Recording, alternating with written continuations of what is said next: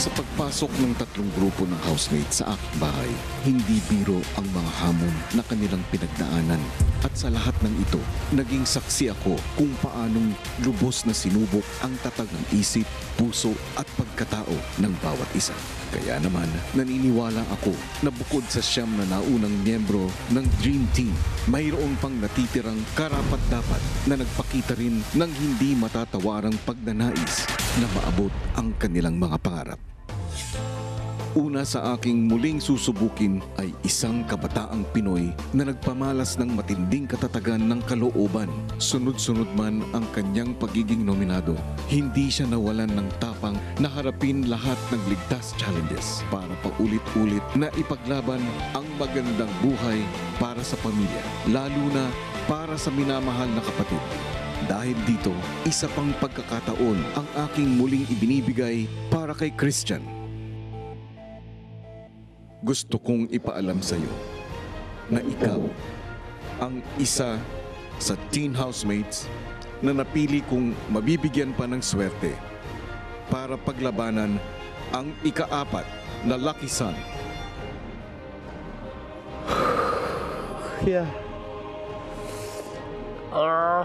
Thank you po, Kuya. Maraming salamat po. It's another chance, Kuya, para maipaglaban ko po yung mga pangarap ko po.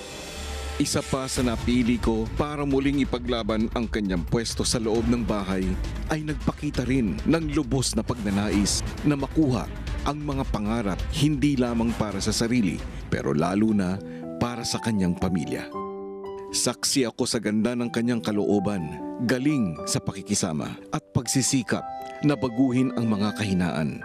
At dahil sa lahat ng ito, muling kakatok ang swerte para kayong ikaw ang isa sa teen housemates na napili kong mabibigyan pa ng swerte para paglabanan ang ika-4 na Lucky Son.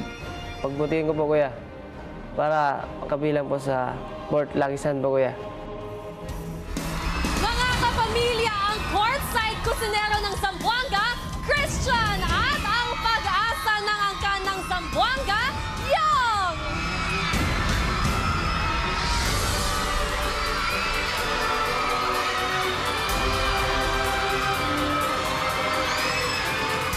Hello muli, Christian! And Yong! Hi, Yong! Napakalakas ng sigawan naman ang mga supporters ng housemates. Hi, Christian! Welcome, Black. Please join us on stage. At eto na, si Yong Kage. Back, Yong! Hi, Christian at Yong. Yeah! It's good to see you again. Nako, hindi na natin patatagalin. Pakausapin na natin sila. Ano ba ang pakiramdam na binigyan kayo ng pagkakataon ni Kuya na mapabilang sa Dream Team? Anong masasabi ninyo? Siyempre po, sobrang saya na nakabilang po kami sa Dream Team. And kung hindi po sa tao, siguro hindi po kayo makapasok sa Dream Team.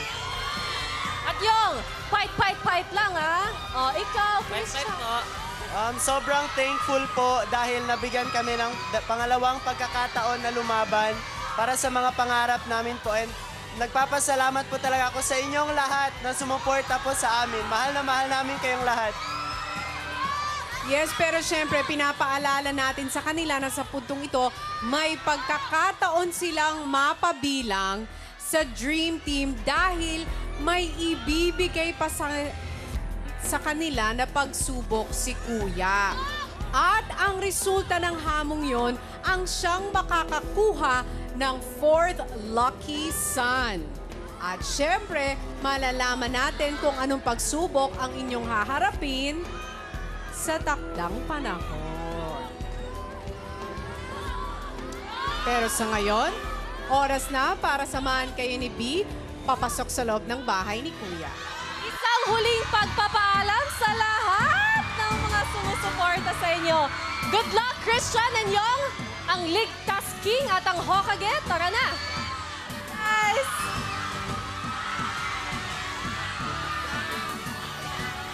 Pero ang tanong ngayon, sino-sino pa kaya ang pagtatapat-tapatin ni Kuya para makuha ang 2 pang slots ng ating Dream Team. Ang iba pa ninyong paboritong housemates at ang lahat ng yan sa pagbabalik na Pinoy Big Brother Lucky Season 7. Hey, kapamilya! Be updated with the Pinoy Big Brother housemates by clicking the subscribe button and watch all the latest videos by clicking the I button above.